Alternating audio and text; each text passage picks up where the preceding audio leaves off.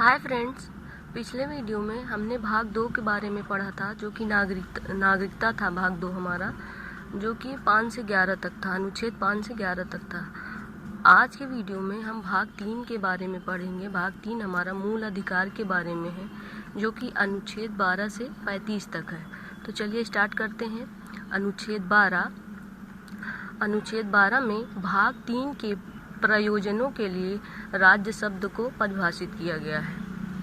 अनुच्छेद 12 में भाग 3 के प्रयोजनों के लिए राज्य शब्द को परिभाषित किया गया है। अनुच्छेद 13 में मूल अधिकारों से असंगत या उनकी अल्पीकरण करने वाली विधियों का शून्य होना बताया गया है। और हमारा मूल अधिकार 6 हैं। पहला समता का अधिकार, दूसरा स्वतंत्रता का अधिकार, तीसरा शोषण के विरुद्ध अधिकार, चौथा धर्म की स्वतंत्रता का अधिकार, पांचवा संस्कृति और शिक्षा संबंधी अधिकार, छठवां संवैधानिक उपचारों का अधिकार। तो हम समता का अधिकार में देखते हैं।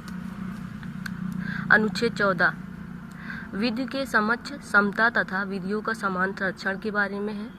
अनुच्छेद 15 धर्म, मूल वंश, जाति, लिंग या जन्म स्थान के आधार पर विभेद का प्रतिषेध के बारे में है। अनुच्छेद 16 लोक नियोजन के विषय में अवसर की समता के बारे में है। अनुच्छेद 17 जो कि बहुत ज़्यादा इम्पोर्टेंट है, अस्पृश्यता का अंत के बारे में है, मतलब छुआछूत के बारे में है। अनुच्छेद 18 उपाधियों का अंत के बारे में है। अब स्वतंत्रता का अधिकार में देखते हैं। अनुच्छेद 19 वाक स्वतंत्रता आदि विषयक अधिकारों का संरक्षण के बारे में है। अनुच्छेद 20 अपराधों के लिए दोष सिद्ध के संबंध में संरक्षण के बारे में है। अनुच्छेद 21 बहुत इम्पोर्टेंट है, प्राण और दैहिक स्वतंत्रता का संरक्षण के बारे में है।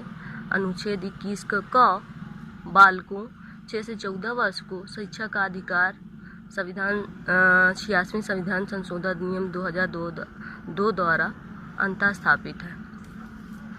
और इसके बाद आता है अनुच्छेद 22 कुछ दशाओं में गिरफ्तारी और निरोध से संरक्षण के बारे में है। इसके बाद आता है हमारा मूल अधिकार तीसरा शोषण के विरुद्ध अधिकार, जिसमें अनुच्छेद 23 हमारा मानव के दुर्व्यापार और बलात्कार का प्रतिषेध के बारे में है।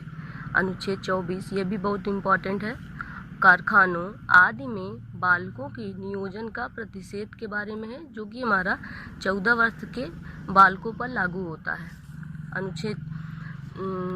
मूल अधिकार 4 धर्म की स्वतंत्रता का अधिकार। धर्म की स्वतंत्रता का अधिकार में अनुच्छेद 25 अंतःकरण की और धर्म के अबाध रूप में मानने, आचरण और प्रचार करने की स्वतंत्रता के बारे में है।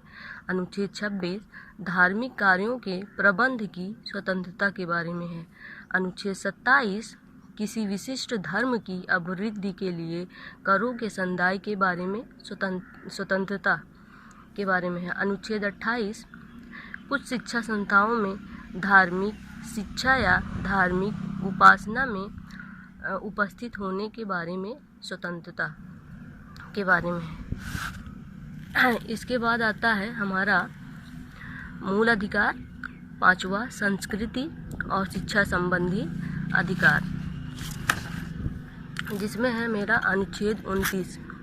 अनुच्छेद 29 अल्पसंख्यक वर्गों के हितों का संरक्षण के बारे में है। अनुच्छेद 30 शिक्षा संस्थाओं की स्थापना और प्रशासन करने का अल्पसंख्यक वर्गों का अधिकार के बारे में है। अनुच्छेद 31 ये जो कि डिलीट कर दिया गया है, संपत्ति का अनिवार्य अर्जन के बारे में है, जो कि 44वें संविधान संशोधन अधिनियम 1978 द्वारा निश्चित कर दिया गया है, डिलीट कर दिया गया है। इसके बाद आता है लास्ट हमारा मूल अधिकार है संवैधानिक उपचारकों का अधिकार, जिसमें है अनुच्छेद 32। ये बहुत ही इम्पोर्टेंट है अनुच्छेद 32। इसको डॉक्टर भीमराव अंबेडकर जी ने संविधान की आत्मा कहा है। अनुच्छेद 32 भाग 3 द्वारा प्रदत्त अधिकारों को प्रवर्तित कराने के लिए उपचार के बारे में है। इस अनुच्छेद द्वारा प्रदत्त मूल अधिकार को डॉक्टर भीमराव अम्बेडकर ने संविधान की आत्मा कहा है। अनुच्छेद 33 भाग 3 द्वारा प्रदत्त अधिकारों का बलों आदि को लागू होने में रूपांतरण करने की संसद की शक्ति के बारे में है। उसके बाद आता है हमारा अनुच्छेद 34। अनुच्छेद 34 हमारा जब किसी क्षेत्र में सेना विधि प्रवृत्त है तब भाग 3 द्वारा प्रदत्त अधिकारों पर निर्बंधन के बारे में है। अनुच्छेद 35 भाग 3 के उपबंधों को प्रभावी करने के लिए विधान है।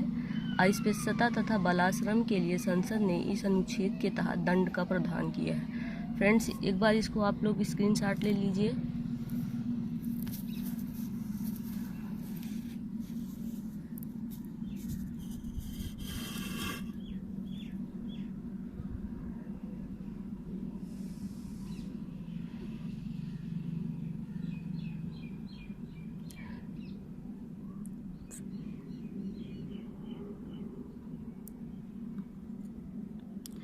फ्रेंड्स, आज के वीडियो में इतना ही। मिलते हैं नेक्स्ट वीडियो में भाग 4 के साथ। तब तक के लिए गुड बाय।